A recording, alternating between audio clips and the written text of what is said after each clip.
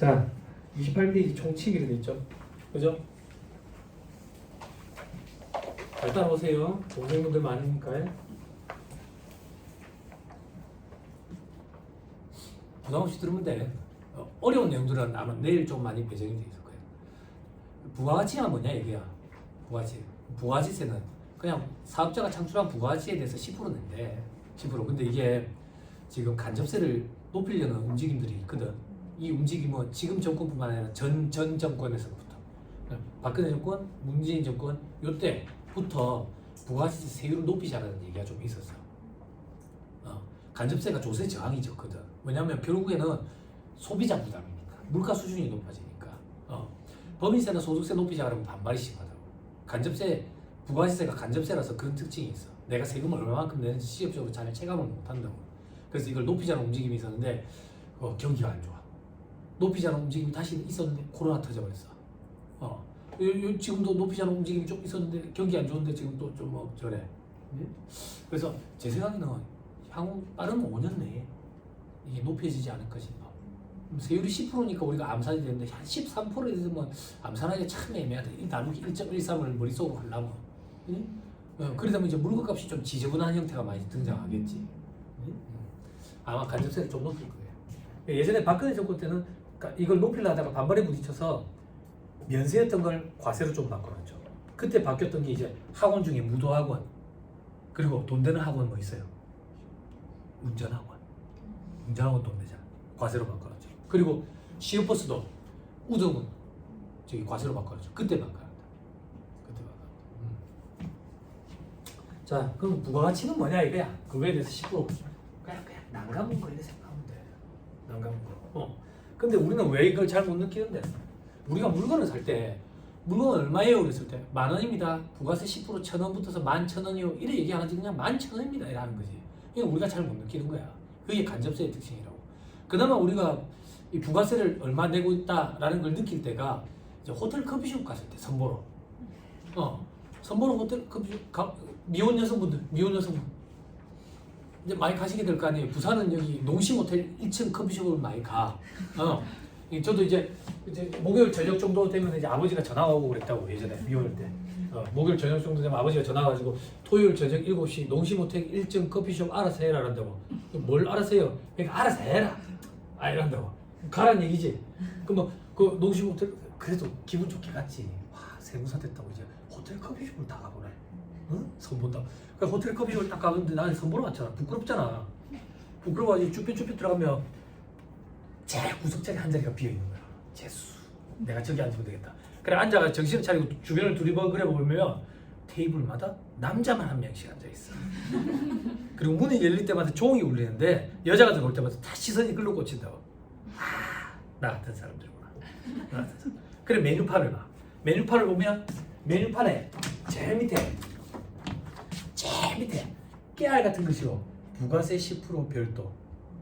그 밑에 더 깨알 같은 글씨로 뭐라고 적혀 있어요? 호텔 커피숍 가고 싶은데 봉사료 별도. 그죠? 봉사료 몇 프로 별도. 봉사료 몇 프로 별도. 빨리 기억 더듬어 봐. 메뉴판 본 사람 20%. 봉사료는 20% 초과되면 원천징수 문제가 생겨. 20% 초과되면 원천징수 해야 되거든. 그래서 다 봉사료가 20%야. 희한하지. 어떤 봉사인데 똑같이 20%. 입천장 될까봐 많이 쪄준 거지. 비엔나 커피가. 그치? 그런 거지. 그럴 때 우리가 좀 느끼는 거예요. 혹은 마트 가서 장 봤을 때 물건값에 10% 붙는 거. 근데 실질적으로 보면 10%가 아니라고. 그치? 부가세가 안 붙는 무배추, 양파, 감자 이런 게 섞여 있거든. 면세 물품이. 됐죠? 그럼 됐다. 그거에 대해서 10%다. 에? 됐죠? 칠판. 책에 있는 거 안 보고 이제 칠판 보세요.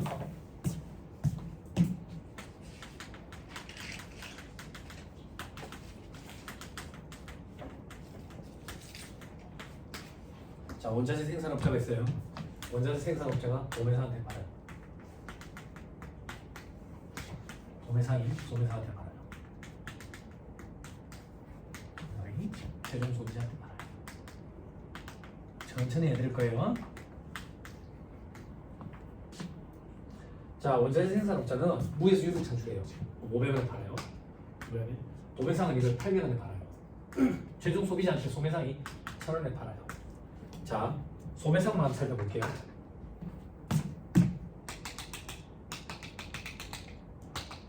소매상은 800원짜리 사과가 1,000원에 팔아먹으니까 얼마나 감소해요? 부가가치가 뭔지 모르겠어. 부가가치 개념 그러는데 개념은 개 같은 생각 아니야. 혹은 내가 없는 그게 개념 아니야. 그치? 모르겠어. 그냥 난감한 거에 10%지. 200원 난감했지. 그거에 대해서 10% 얼마에? 20원. 어렵다고 거짓말해보세요. 안 어렵죠? 그럼 부가가치 세. 20원. 됐어요? 근데 우리나라는 이렇게 하지 말아요. 이렇게 하는 게 일본이에요. 그럼 우리나라는 어떻게 한대? 그냥 더럽게 복잡하게 한대. 어떻게 더럽게 복잡하게 한대? 내가 소매상이야. 소매상한테서 물건을 800원을 주고 사올 때 부가세 10% 붙으니까 880원을 주고 사오겠지. 부가세라고 얘기하면 헷갈리니까 동생들은 웃돈이라고 얘기해보자. 800원짜리 사올 때 80원 웃돈 더 주고 사왔어. 응? 자, 최종 소비자한테 1,000원에 팔 때 부가세 100원 붙지. 그치? 부가세라고 얘기하면 힘드니까 웃돈이라고 하자. 웃돈 100원 더 받았어. 웃돈 100원 더 받았고 웃돈 80원 줬 웃돈 얼마 남아있어? 요렇게 계산하지. 우리나라 부가세 계산 구조는. 그러면 물건을 팔면서 웃돈 더 받은 세금이네 매출세액 요렇게 얘기하는 거야.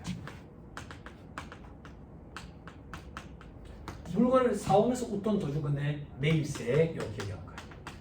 그래서 매출세액에서 매입세액을 차감해서 납부세액을 납부하는 구조로 되어 있다. 자, 어렵다고 거짓말해보세요. 안 어렵죠? 안 어렵죠? 함정 없어요. 됐죠?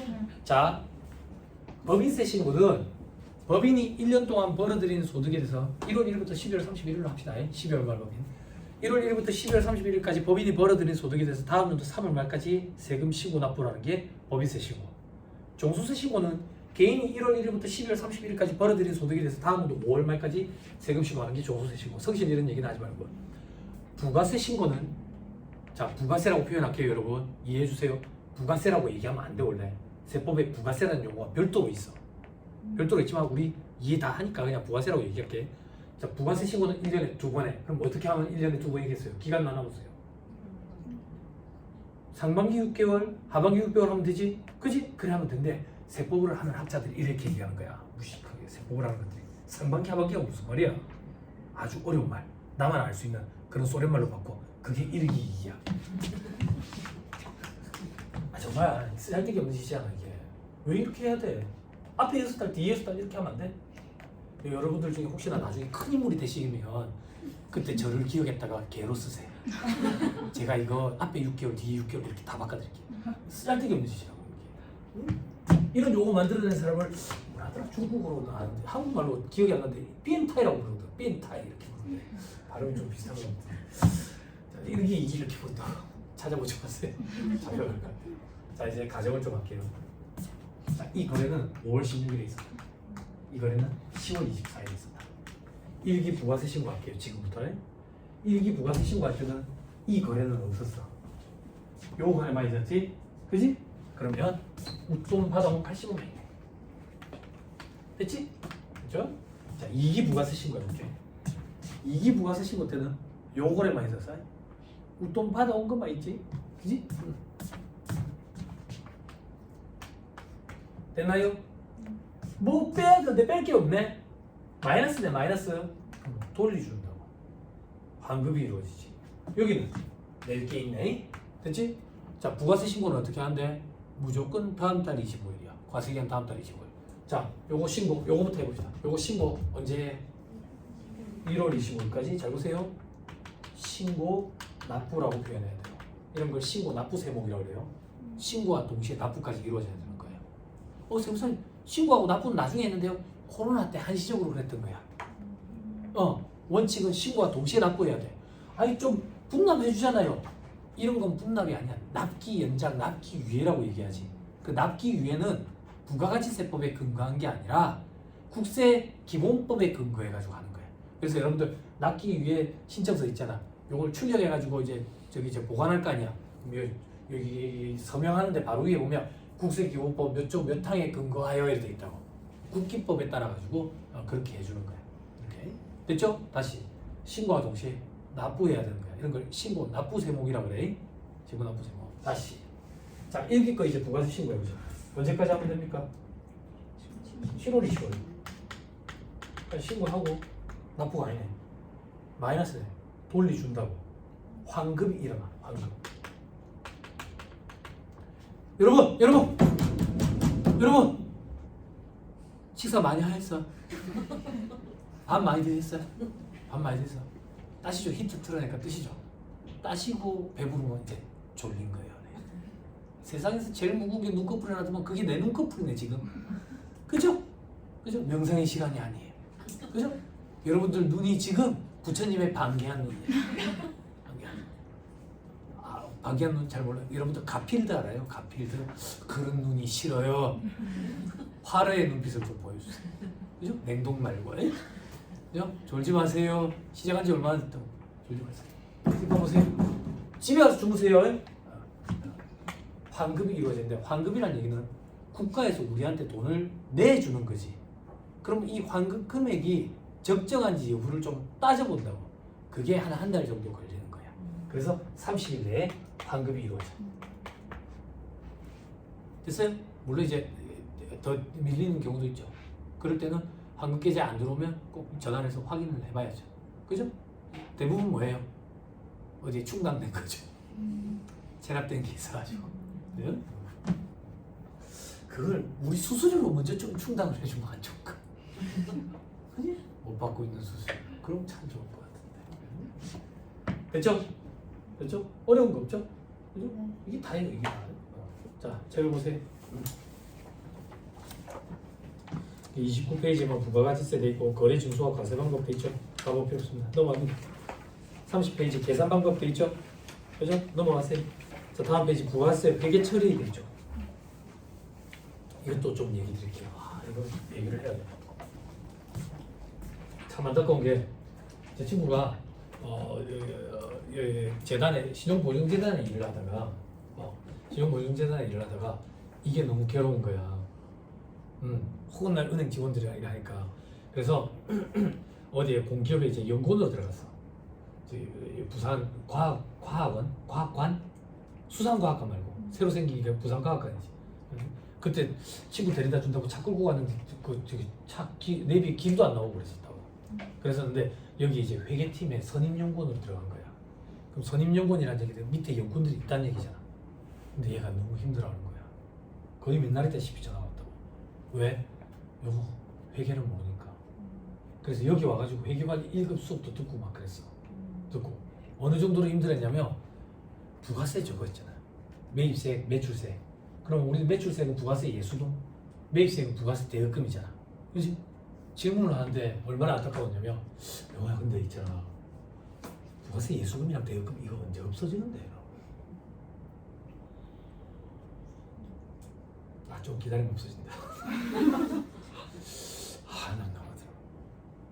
그러니까 너희 무시하기 시작하는 거지. 회의에서 내가 괴롭겠더라고. 그래서 공부 많이 해야 된다. 공부 많이 해야 된다. 그래서 그때는 팩스로 제가 받아서 분계를 끊어서 보내줬었어. 그랬던 기억까지 나. 그래서 초심자들은 분계도 힘든 것 같더라고. 이거 가지고 예를 들어볼게요. 분계도 분계한다 그러지. 그렇지만 할 줄은 알아야지. 그지? 그거 할 줄 알아야 되는 이유가 더 좋다는 더 좋은 세무사에 잘한다 해서 세무사를 풀어가 분계를 알아서 끊어준다고. 끊어줘. 그럼 여러분들이 확인만 할 줄 알면 돼.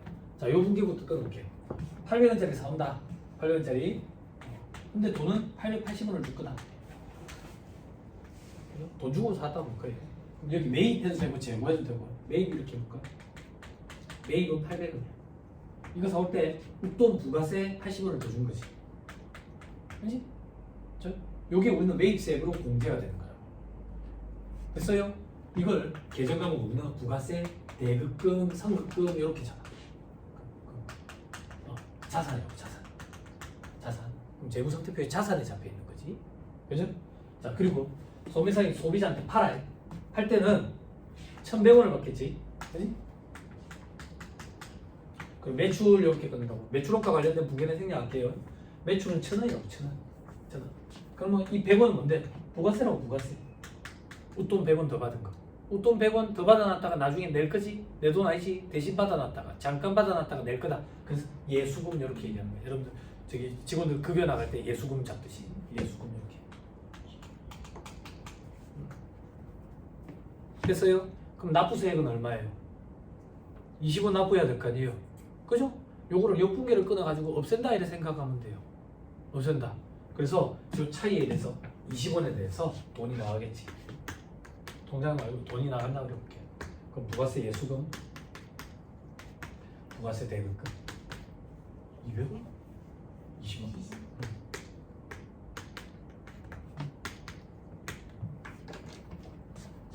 다 알고 계시죠? 그죠? 이거 분계 끊을 때 예정고지세액 있으면 조금 하시고, 그리고 신용카드 매출 발급세액 있으면 좀 하고, 단수차 있으면 조금 조정해주고, 살분대주고, 그죠? 단수차 있으면 좀 지저분해 보기 싫거든요. 그죠? 자손실이라든지 자비익이 항상 있는 거죠. 그죠? 여러분들은 분계 끊을 줄 아시죠? 넘어가자. 그죠? 자, 눈을 2초 이상 감고 있지 마세요. 너무 쉬운 거 하니까 자꾸 눈을 감고 계시네. 그죠? 그죠? 그걸 제가 알고 그분들한테만 물어볼 거예요. 졸려고 오신 분 손 들어보세요. 오늘 없지요? 근데 졸립죠? 안 졸고 싶은데 졸립죠? 제가 도와드릴 거예요. 안 졸리게. 졸음이 순식간에 싹 달아날 거예요. 아마 후유증이 있어요. 후유증이 내일 여기를 다시 못 올 것 같은 느낌? 너무 부끄러워서 그렇게 만들어 드릴 거예요. 자, 고시생들한테 부가세 특징 이런 거에 대해서 얘기를 참 많이 하고 이런 건 시험에 나오는데 여러분들은 이렇게까지 필요 없는데 그냥 들어놓으세요. 그래도 들어놓으세요. 자, 부가세 특징 괄호를 보면 간접세다. 간접세. 그래서 두 번째 줄에 보면 납세 의무자와 담세자가 일치하지 않는다 되겠죠. 그죠? 요거 조금만 보여드릴게요.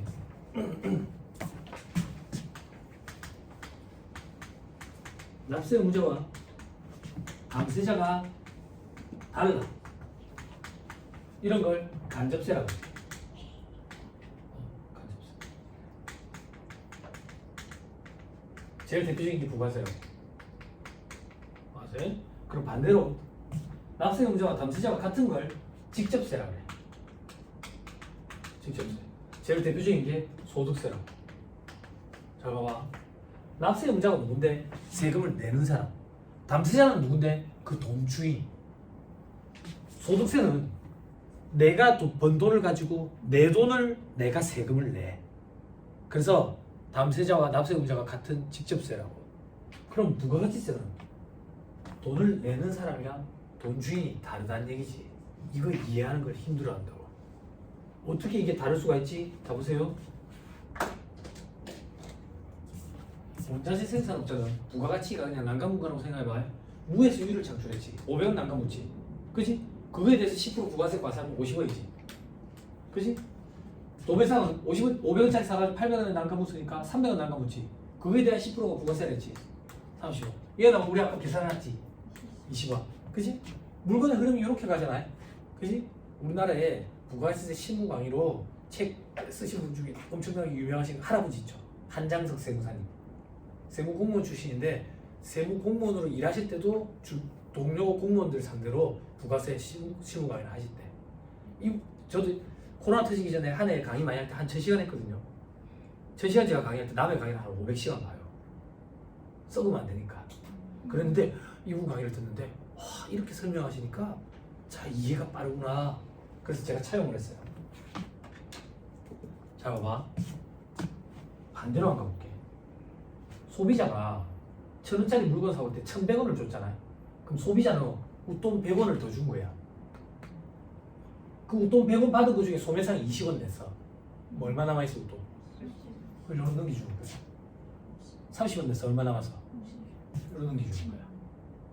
그럼 여기서 중요한 건 뭐냐면 얘가 낸 50원, 얘가 낸 30원, 얘가 낸 20원 이 합계 금액인 100원은 누구 주머니에서 나왔냐고. 요게 담세자야. 내는 사람은 각 단계마다 내잖아. 납세 의무자고. 그래서 부가세 세율을 높이면 소비자의 수가만 늘어나는 거야.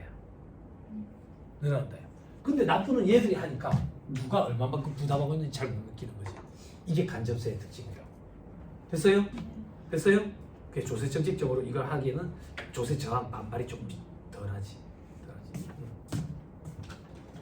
자, 그 밑에 다단계 거래세. 단계마다 과세가 되니까. 자, 그 밑에 전단계 세액공제 제도가 되어 있죠. 그죠? 칠판. 자, 부가세 계산 구조는 매출세액에서 매입세액 차감해서 납부세액 계산한다고. 옆으로 한번 써볼게요. 자, 깨어나십시오. 깨어나십시오. 제가 먹어야 될 게 아니네. 간 때문이라고. 자, 매출세액에서 매입세액을 차감해서 납부세액 납부한다고. 자, 요거 조금만 하자. 우리 아까 매출세액은 매출액의 10%였지. 물론 과표의 10%인데 과표랑 매출액은 일치하지 않지만 일단 매출액의 10%. 그지? 여기 매입세액은 매입액의 10%. 동생부. 요 산식을 보자마자 뭐 하고 싶어? 본능적으로. 본능적으로 곱하기 10%를 묻고 싶지. 그죠? 본능적으로 곱하기 10%를 묻자고. 그럼 매출액에서 매입액을 차감해서 곱하기 10%. 안 써도 돼요. 그래서 개발세발 쓰는 거예요. 됐죠? 그죠? 그때 위에 있는 산식 있죠? 위에 있는 산식을 전단계 세액공제법이라고 표현하고요. 밑에 있는 산식을 전단계 거래액공제법이라고 표현해요. 이렇게 부가세 계산 구조는 두 가지 형태가 있는데 우리나라에서 채택하고 있는 제도는 전단계 세액공제법을 채택하고 있어요. 그럼 멘붕이 오는 거예요. 두 개 산식이 같아 보이는데 왜 이름을 달리 했고 우리나라는 이걸 채택했다지 둘이 달라요. 둘이 다르다고. 어떻게 다른데? 밑에 괄호 5번에 뭐라고 돼 있어요?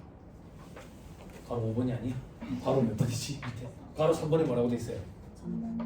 아니 그 밑에 괄호에 4번 질파 세금계산서. 우리나라는 전단계 세액공제법에 입각했다는 얘기는 매입액의 10%를 차감해 줄 때 세금계산서로 확인이 되는 매입액만 10%를 매입세액공제를 해줘요. 그럼 다시 매입 거래가 있기는 있었대.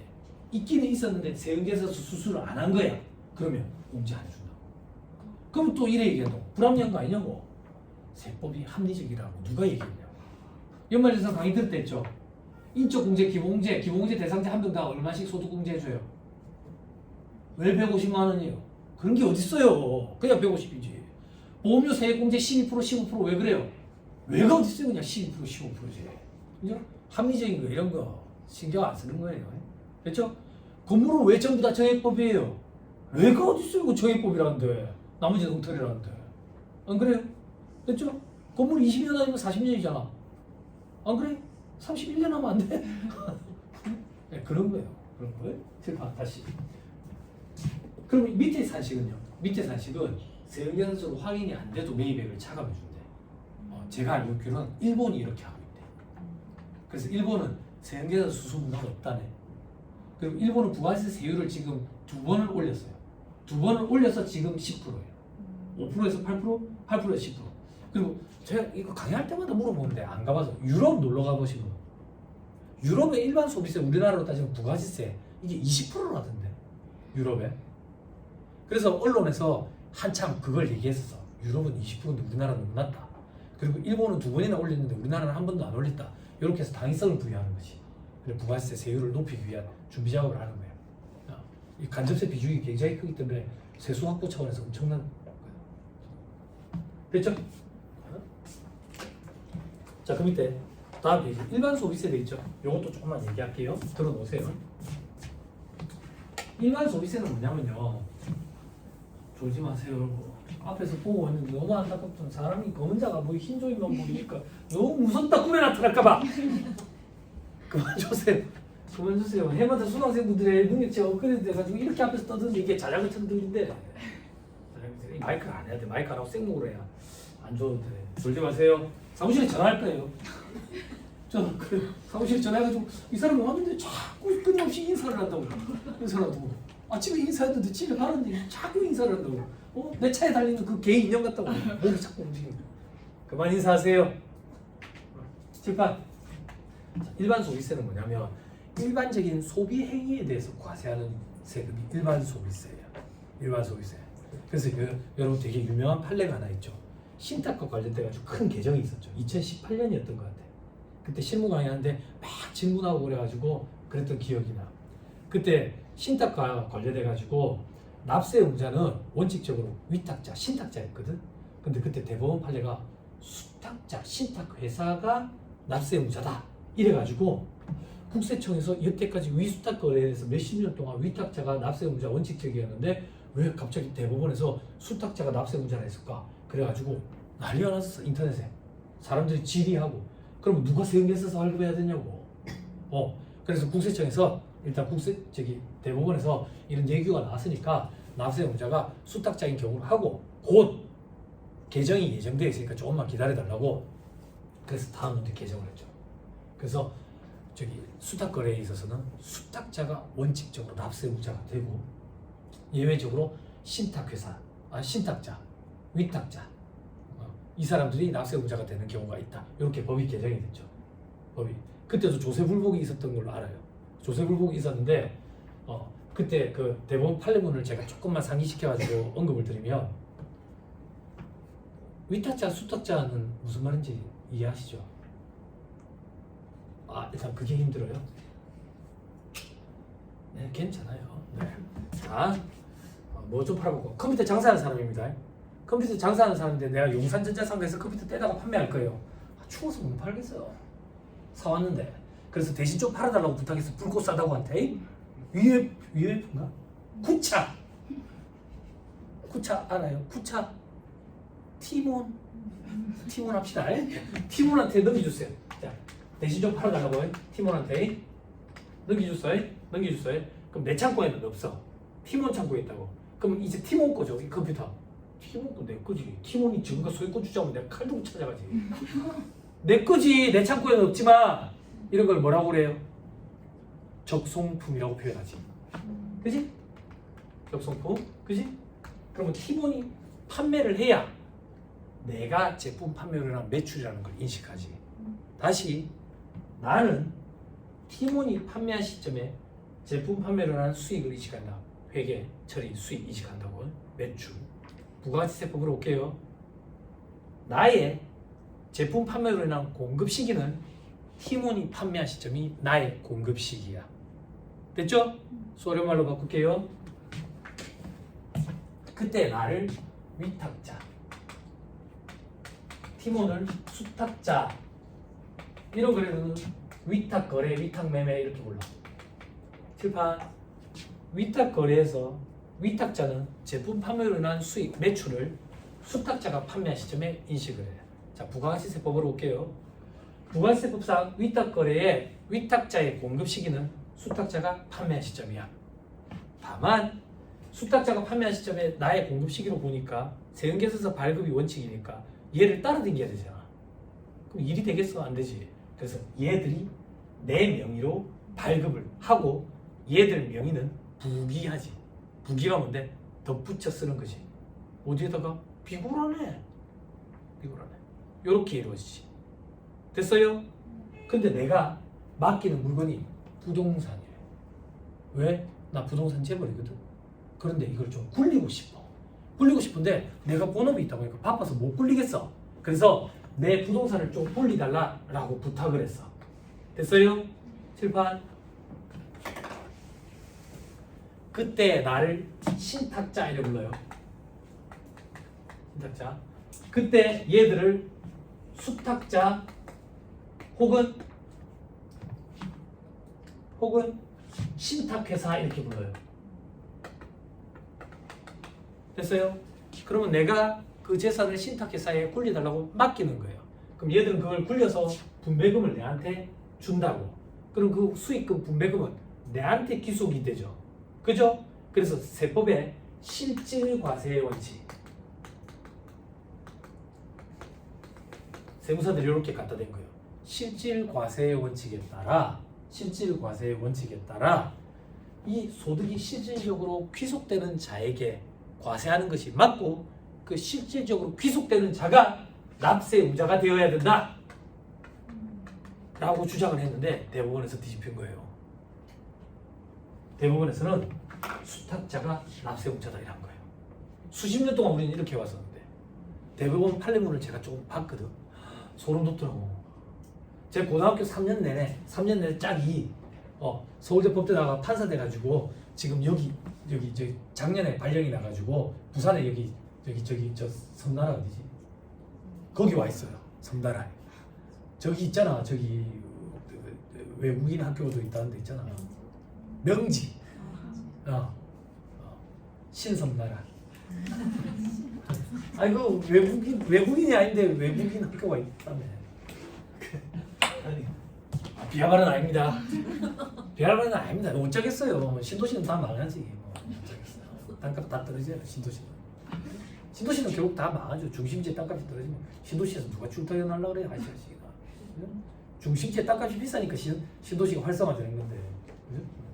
정한이 너지. 거기 집을 갖고 계시는 분 계세요? 네. 남들보다 1,000만 원 싸게 내놓으면 팔려요. 안 팔린다 그건 거짓말이에요. 남들보다 싸게 내놓으면 무조건 팔리죠. 근데 싸게 내기 싫으니까. 그죠? 대원 팔레몬 조그만 것도 이렇게 제 친구가 그래 저기 판사로 활동을 하는데 팔레몬을 딱 읽는데 와 진짜 보통 사람들이 아니구나 이 사람들은. 진짜 머리가 똑똑한 사람들이구나. 그런 걸 확 느꼈어. 대원 팔레몬에 뭐라고 되어 있냐면 실질 과세의 원칙. 실질적으로 그 수익이 계속되는 자에게 과세하자라는 거. 나도 모르는 거 아니다. 실질 과세 원칙 안다. 그렇지만 부가가치세는 소득에 대해서 과세하는 조세가 아니다. 일반 소비세, 소비하는 행위에 대해서 과세하는 조세이기 때문에 소득이 누구에게 기속되었는지 그걸 가지고 판단할 게 아니다. 그래서 얘가 납세자다. 소득에 대해서 과세하는 조세는 법인소득세, 법인세, 개인소득세, 소득세. 부가가치세는 일반 소비세라서 저걸 갖다 대면 안 된다라고 얘기해가지고 저렇게 대법원 판례가 나왔어요. 대법원 판례니까 이제 끝이니까 더 뒤집힐 일은 없죠. 그죠?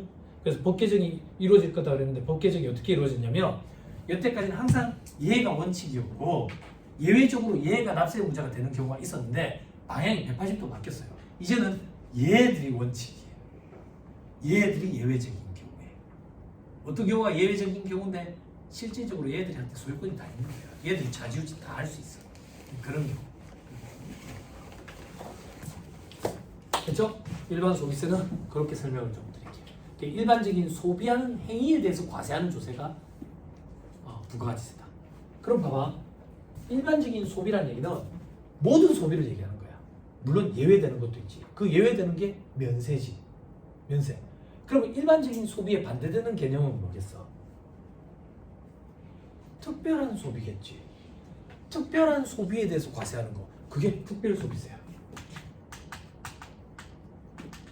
특수세라고 부르는 거. 기억나? 요건 뭐냐면 부자 증세하고 싶은 거야. 부자한테 세금을 더 걷고 싶다고. 그럼 어떻게 하면 부자한테 세금을 더 걷을 수 있을까? 부자만 가질 수 있는 물건에 세금을 부과하지. 그럼 결론적으로 부자에게 세금을 더 걷게 되는 그런 결과가 발생하게 되겠지. 그죠? 그래서 어디에 붙는데? 차, 자동차, 에어컨, 테레비 이런 거. 테레비. 봐봐. 이거 누가 봐도 금수저죠. 이거 누가 봐도 흙수저죠. 테레비 있죠 집에. 근데 흙수저에 우리 집도 테레비 있다. 그죠? 그 집에도 차 있죠. 흙수저에 우리 집도 차가 있다. 그게 무슨 말인데? 더 이상 자동차 이런 건 부자들만 가질 수 있는 특별한 소비가 아니지. 그럼 더 이상 특별한 소비가 아니면 특별 소비세를 매기면 안 되겠지. 그러면 세수가 확보가 안 된다. 계속 걷고 싶은데. 그래서 이걸 개짜로 바꾼 거야. 이게 개별 소비세야. 개별 소비세. 됐어요? 됐어요? 요래 가지고 계속 걷고 있는 거야. 됐나요? 부가세는 소비하는 행위에 대해서 과세하는 거예요. 소득에 대해서 과세하는 게 아니야. 주머니에 남은 거에 대해서 과세하는 건 소득세, 법인세라고. 됐습니다. 자, 다음에 이제 국경세 조정도 있죠. 그죠? 바로 1번에 소비주 과세 원칙이 있고요. 그죠? 칠판만 보시면 돼요. 지워도 될까요? 쓰시느라고 막 정신 없으시네. 그죠? 그 얘기 조금만 드릴까? 요즘 젊은 사람들은 그냥 안 쓰고 있습니다. 탁 찍고 내년 이맘때까지 핸드폰에만 계속 있지. 한번 열어보도 안 하고. 아니? 그러면 내년 이맘때 강의하고 있으면 또 처음 듣는 답변. 뭔 얘기를 하든 다 처음.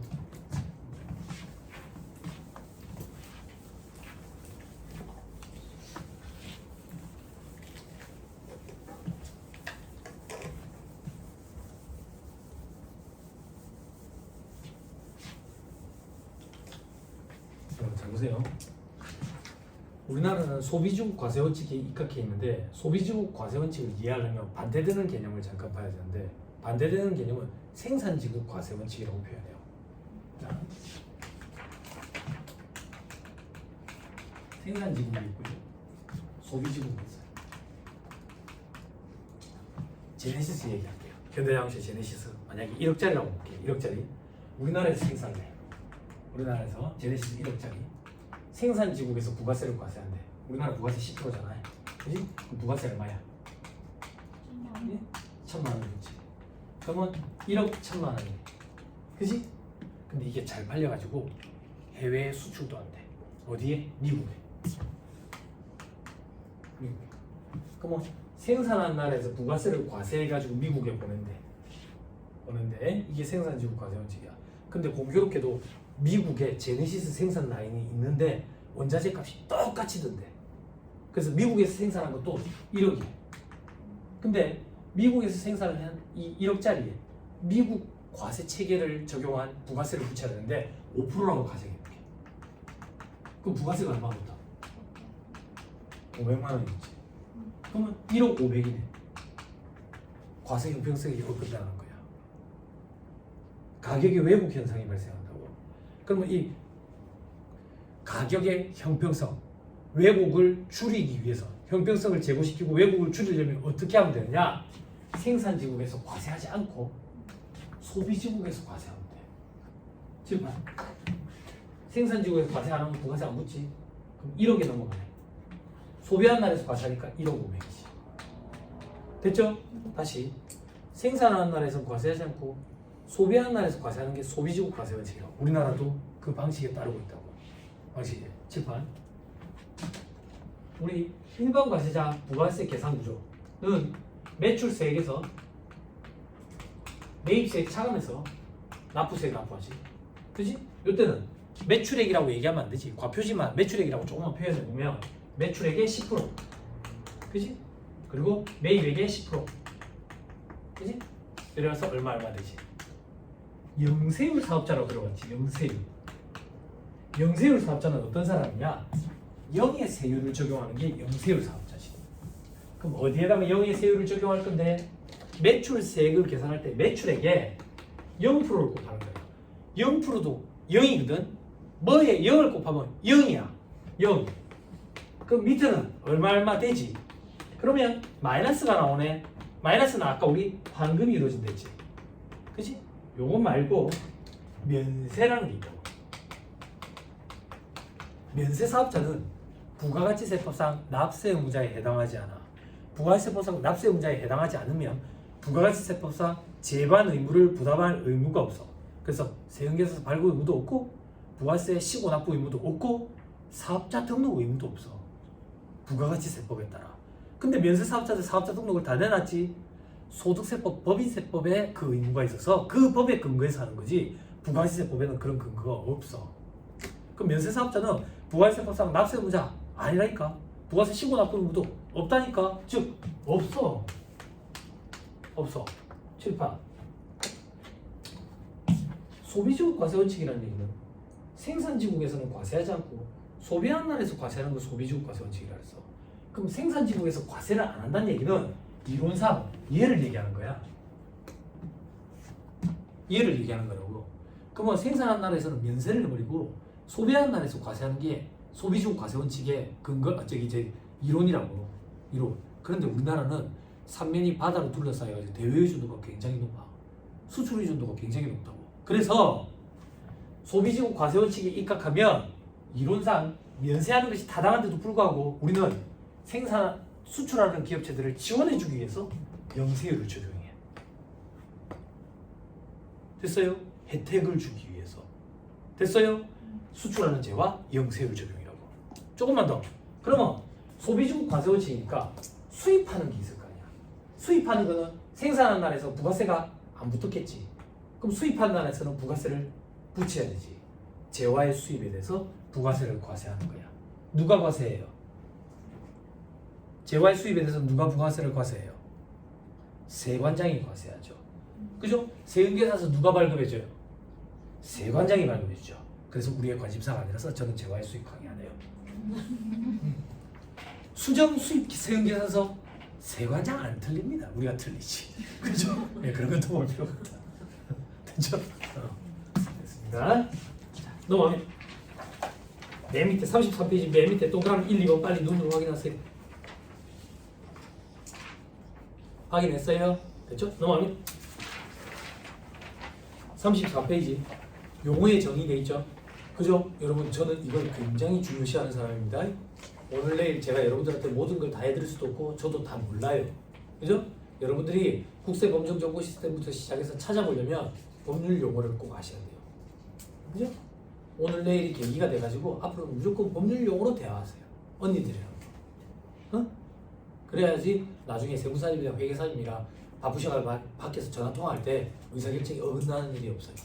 제가 예전에 데리고 있던 친구들이 세무사 시험 준비하고 있었어요. 고시 공부를. 그렇게 한 5, 6년 이렇게. 그러니까 서로 법률 용어로 얘기하니까 일이 되게 간편하게 잘 끝나. 왜곡도 안 생기고. 그리고 법률 용어를 많이 알게 되면 법정정보 시스템에서 잘 찾을 수 있어요. 정말이에요. 법률 용어를 모르면 관련 문건이 20만 건씩 떠요. 20만 건. 죽을 때까지 다 읽어보던 거예요. 그게 아는 게 없으면 찾도 못하는 거예요. 응? 그죠? 법률 용어를 꼭 기억하셔서 국세법령정보 시스템에서 좀 찾아봐. 네이버 지식인님한테 묻지 말고 신물씨, 태양신 이런 사람들 복도방 제이들이라고. 응? 아무것도 모른다고 세포. 자, 밑에 용어의 정의. 용어의 뜻은 다음과 같다 돼 있죠? 그죠?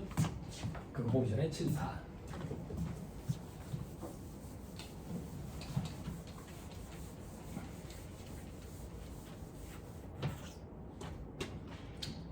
참 조심해. 많이 힘들죠?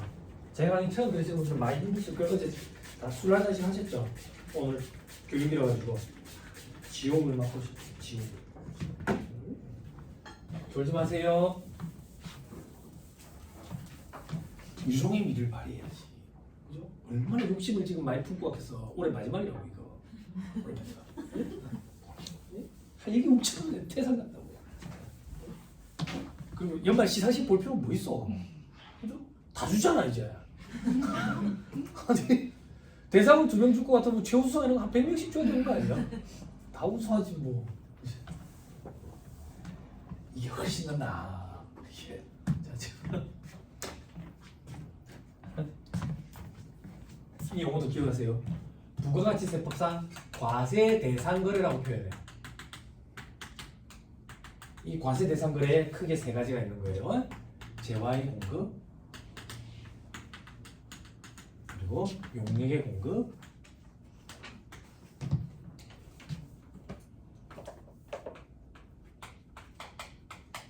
그리고 재화의 수입.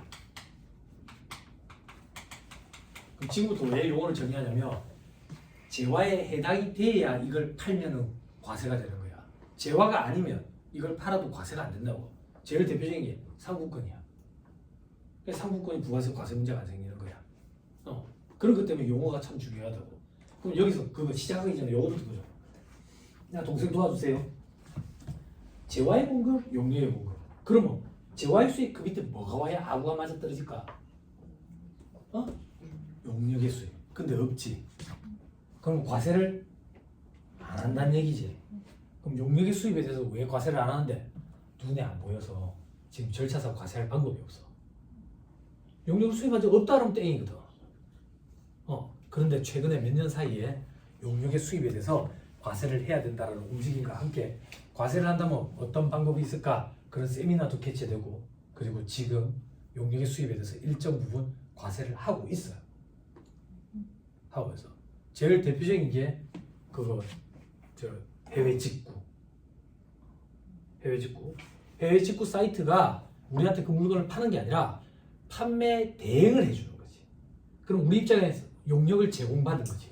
용역을 수입해 온 거라고. 이거 지금 우리나라 국세청에서 과세하고 있어요.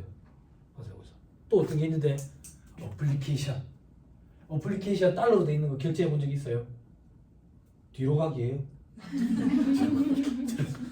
아니 저도 결제해 본 적은 없거든요.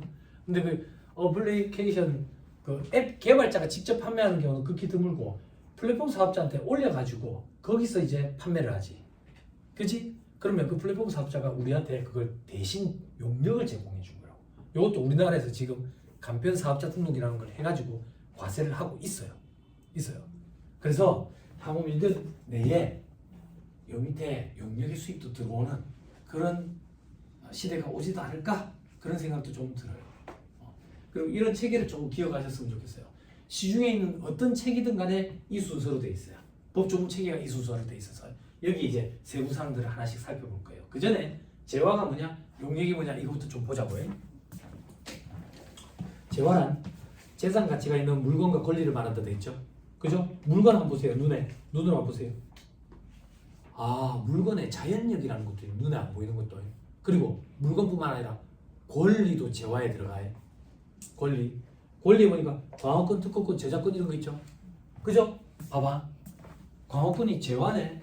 이걸 돈 받고 팔면 재화의 공급이니까 부가세가 과세되는 거야. 조금만 더. 광업권이라는 권리를 돈 받고 빌려줬네. 그러면 용역의 공급이야. 이 권리는 재화에 들어간다. 꼭 기억해야 돼. 자, 그리고 자, 그 밑에 용역이란 재화 외에 재산 가치가 있는 모든 용역 그 밖에 행위 돼 있죠. 그죠? 참고 삼아 들으세요. 이 세법에서 말하는 재산 가치가 뭘 얘기하는 건데 경제적 교환 가치가 있으면 재산 가치가 있다 이렇게 표현해요. 그게 무슨 말인데 돈이 되냐 그 얘기예요. 돈이 되냐. 그렇게 생각하면 돼요. 다만 건설업과 부동산업 중 부동산 매매업에 해당하는 사업은 재화를 공급하는 사업으로 본다 돼 있죠. 그죠? 이런 건 용역 제공업체인데 부동산 매매업에 해당하면 이건 재화를 공급하는 업체로 보인다는 얘기예요. 넘어갑니다. 자, 용역 제공업체 어떤 거 뭐 건설업 동그라미 1번에 건설업 돼 있죠. 건설업 옆에다가 다시 쓰세요. 건설 용역업이라고 쓰세요. 건설 용역업이라고 기억하세요.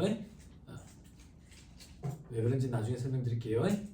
그리고 동그라미 2번에 숙박 및 음식점. 동생들이 그런 거 한 번씩 질문 안 해요. 음식점은 음식이라는 재화를 만들어서 파는 거 아닙니까? 아니, 음식 용역을 제공하는 거예요. 그럼 동생들이 또 이런 걸 따져 물어요. 아니, 세무상에 재화의 공급 부가세 과세되죠. 네. 용역의 공급 부가세 과세되죠. 네. 그럼 뭐 한다고 재화의 공급이 용역의 공급이 뭐 한다고 구분하고 있습니까? 어차피 과세되는데 이런 걸 묻는 동생들이 있어요. 공급 시기가 달라요. 공급 시기가. 부가가치세법에서 여러분들이 제일 힘들어하는 게 뭐냐라고 물어보면 가사세예요. 가사세. 그 다음 힘든 게 뭔데? 겸용사업자예요. 겸용사업자. 그 다음 힘든 게 뭔데? 영세율이죠. 그죠? 영세율은 안 힘들던데 직수출밖에 없으니까 그렇죠. 그죠? 부가가치세법에서 가장 중요한 게 뭔데? 라고 물어보면 사람마다 생각이 좀 다를 수도 있겠지만 저희 고시생들도 가르치고 한다 했잖아. 제가 고시생들한테도 제일 많이 하는 얘기가 공급 시기가 제일 중요해요. 부가세법에서 제일 중요한 건 공급 시기라고. 왜? 원칙적인 세금계산서 발급 시기가 되죠. 공급 시기보다 먼저 세금계산서 발급했다? 안 되죠. 뒤늦게 발급했다? 안 되죠. 물론 선세금계산서, 후발급 세금계산서 특례 규정은 있지만, 그죠? 여러분들한테 현업에서 일하시는 분들한테 이거 질문을 하면 제일 많은 답변. 여러분 세금계산서 언제 발급해야 돼요? 오늘 물건 넘겨주세요. 언제 발급해야 돼요? 그러면 대부분이 다음 달 10일이요. 아니, 오늘 물건 넘겨줬으면 오늘 공급 시기이기 때문에 오늘 세금계산서 발급하는 거예요. 다음 달 10일까지 해도 되는데요. 후발급 세금계산서 특례 규정 때문이에요. 원칙적인 공급 시기는 오늘이니까 오늘 세금계산서 발급해야 돼요. 무슨 말인지 이해했어요? 그렇죠? 오늘이 공급 시기인데 오늘보다 먼저 했다 혹은 뒤늦게 했다 원칙적으로 가사세 문제가 생겨요.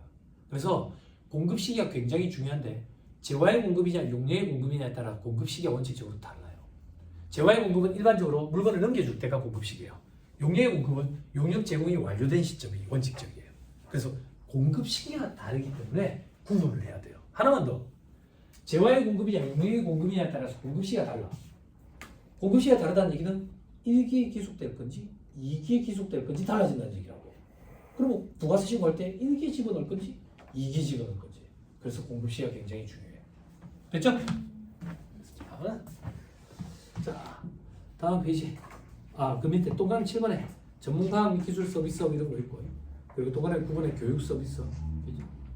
교육 서비스업 참 많죠. 그죠?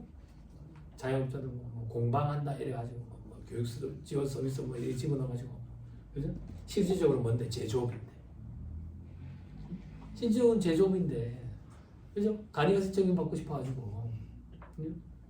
그거 있잖아, 그거 저거 뭐야, 그거 그 냄새 나는 거 뭐라 해? 소금 방향제.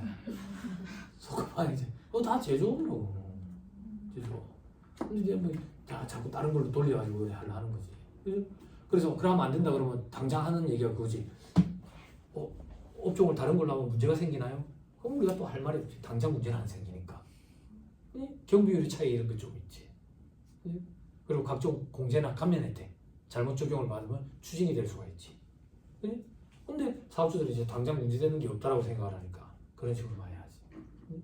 그리고 사업주들이 제일 많이 하는 생각이 뭔데? 나처럼 장사 안 되는 데를 쳐다보겠나 이런다고. 사람이 쳐다보는 게 아니라고 이제. 그죠? 전산이 쳐다본다고. 전산이. 그죠? 빅데이터가 있잖아. 큰 데이터. 자, 밑에 괄호 3번. 사업자라는 데 있죠. 그죠?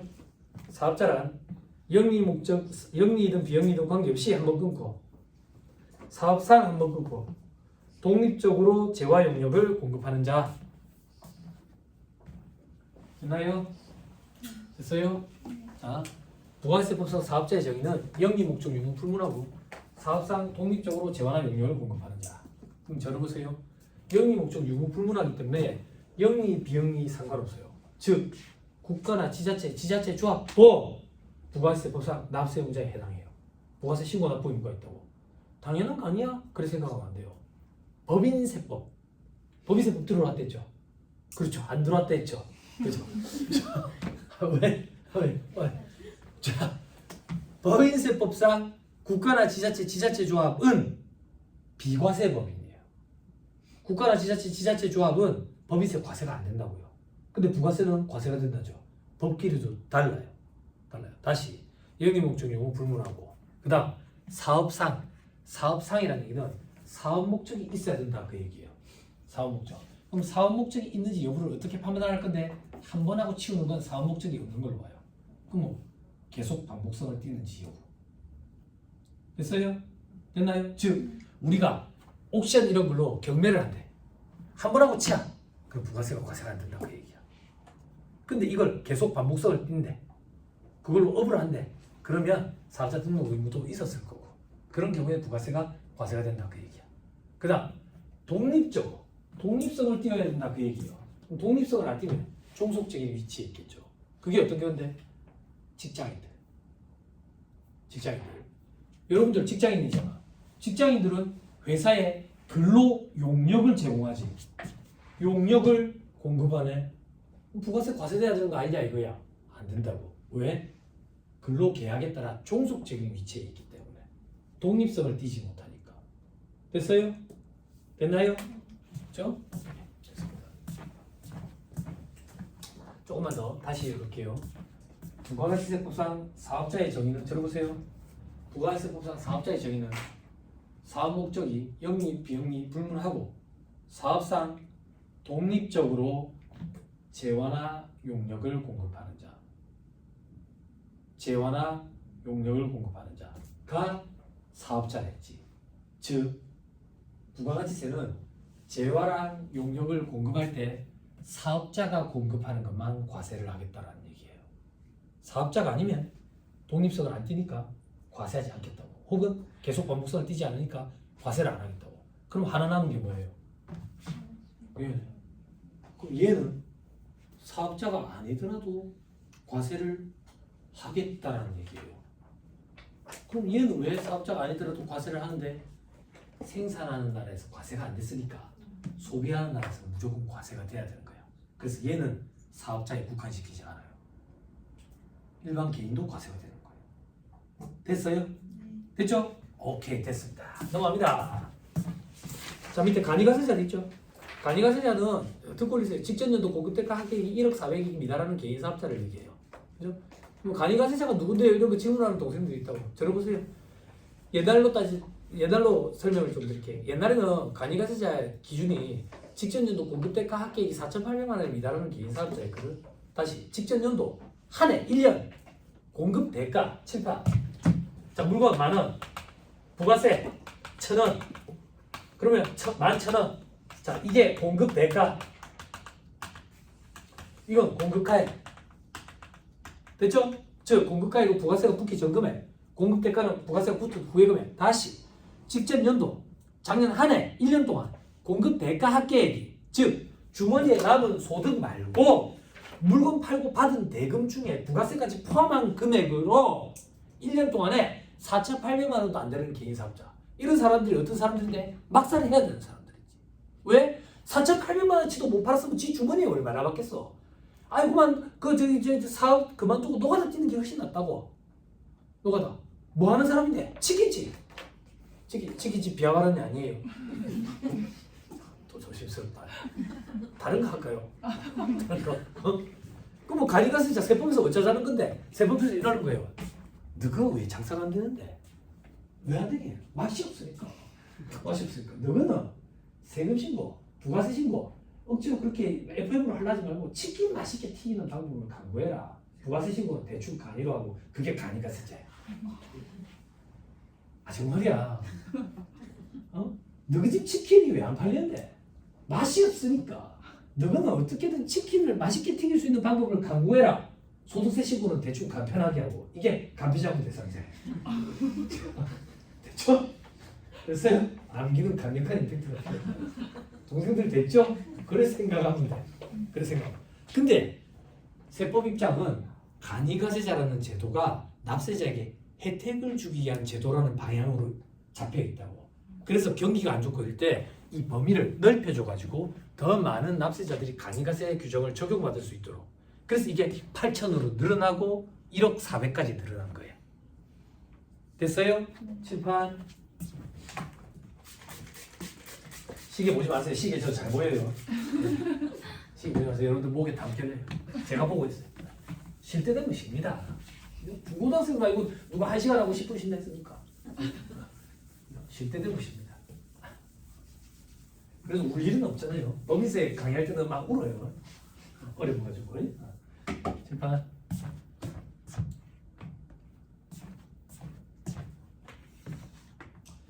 자, 과거에는 간이가세자 기준이 직전연도 공급대가 합계액이 4,800만 원에 미달하는 개인 사업자였거든. 미달은 이 동글뱅이 세우기 색깔이 안 들어가요. 그러면 4,800만 원이면 미만에 들어가요, 안 들어가요? 안 들어가죠. 이상에 들어가죠. 그럼 간이가세자가 아니란 얘기죠. 아, 이거 어떻게 가르치지? 초등학생 가르쳐본 적이 없어. 이거 초등학생 자녀 두신 분들이 애들한테 한 물어보세요. 동글뱅이 세우기 색깔 넣어야 되고 땀을 딱 대면서 정신 차려야 돼. 그 색깔로만 안 되지 이러더라고. 제가 어떻게 도와드릴 방법이 있어요. 조금만 더 보세요. 과거의 간이가세자는 세금계산서 발급을 못했어. 발급 못했어. 금지야. 근데 자기가 간이가세자인지 모르고 세금계산서 발급하는 그런 케이스들이 발생했었거든. 왜냐하면 직전 연도 작년 한 해 공급대가 합계액이 4,800만 원에 미달하면 세무서에서 다음 연도 7월 1일 시점으로 직권으로 즉 간이가세로 돌려버린다고. 그리고 우편물을 보내줘. 근데 우편물 없다 하거든. 자기가 간이가세자가 된지 모르고 이렇게 발급하는 경우가 있었다고. 수기로 막 할 때. 수기로. 그래서 그럼 수기로 그렇게 세금계산서로 간이가세자인데도 불구하고 발급을 하면 발급을 받은 사람이 매입세 공제를 못 받는 거야. 그래서 이런 문제들이 많이 생겼지. 그렇지? 그걸 어떻게 해야 되는데 발급 받은 사람 입장에서 저 사람이 간이가세자인지 아닌지 여부를 발급받은 우리가 확인을 해야 되니까 참 귀찮은 거야. 어떻게 확인해야 되는데 구세청 홈택스 들어가지고 기본사항 주의를 해. 귀찮아가지고 이것 때문에 일을 못 하겠는 거지. 맨날 대도 안 하는 그 금액 때문에. 그랬더니 세무사를 사랑한다더라. 세무사랑 프로에서 이걸 바로 조회할 수 있는 서비스를 제공하기 시작했지. 그랬더니 한순간 그쪽으로 확 몰렸잖아. 그러니까 더 좋다는 도전도 우리도 하자 해가지고 구세청 마크를 클릭하면 나오지. 그지? 그지? 그죠? 그래서 세상 좋아졌지. 그 사람이 어떤 사람인지 바로 알 수 있지. 그지? 칠판. 이 기준이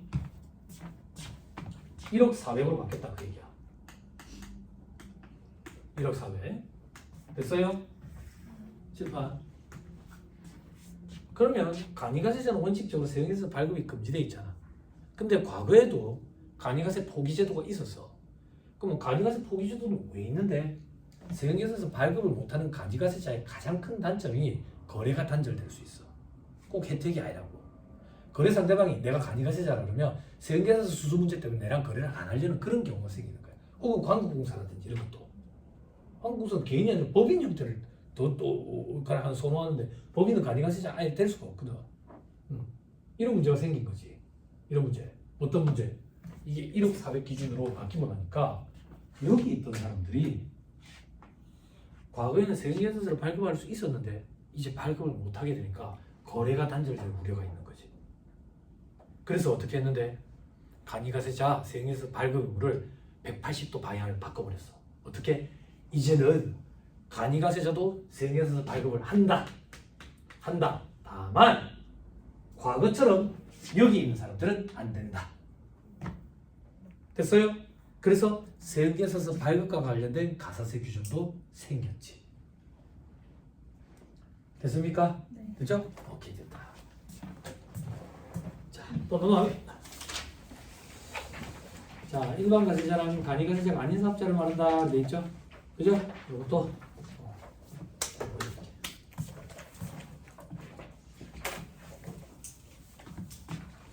좀 쉴까요? 언제 시작했지 그래? 응? 이제 딱 1시간 됐네. 잠깐 쉽시죠. 잠깐 쉬었다가 하시죠. 네.